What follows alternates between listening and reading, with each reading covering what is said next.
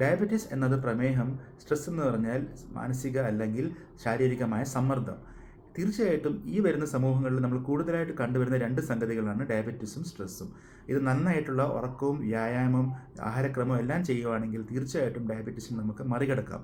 എന്നാൽ genetics, family ബാക്ക്ഗ്രൗണ്ടിൽ ഉണ്ടാകുന്ന വേറെ കുറേ പ്രോബ്ലംസ്, എൻവയൺമെൻറ്റൽ ഫാക്ടേഴ്സ്, ഇതൊക്കെ നമുക്കൊന്നും ചെയ്യാൻ സാധിക്കുന്നതല്ല. അതായത് മോഡിഫയബിൾ റിസ്ക് ഫാക്ടേഴ്സും നോൺ മോഡിഫയബിൾ റിസ്ക് ഫാക്ടേഴ്സും. തീർച്ചയായിട്ടും ഡയബറ്റീസ് ഒരു പ്രമേഹ രോഗി ചികിത്സ എടുക്കുമ്പോൾ മാനസികാരോഗ്യവും ശാരീരിക സൗഖ്യവും വളരെ അത്യാവശ്യമാണ്.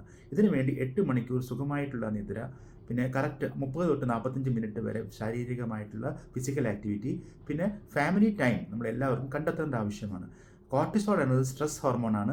ഇതെല്ലാം കൂടുന്തോറും നമുക്ക് ഡയബറ്റീസ് കൺട്രോളും സാധ്യമാണ്. തീർച്ചയായിട്ടും ഇതുപോലെ നന്നായിട്ട് നമുക്ക് ഒരു ഹെൽത്തി സമൂഹത്തെ പടുത്തുയർത്താം. നന്ദി.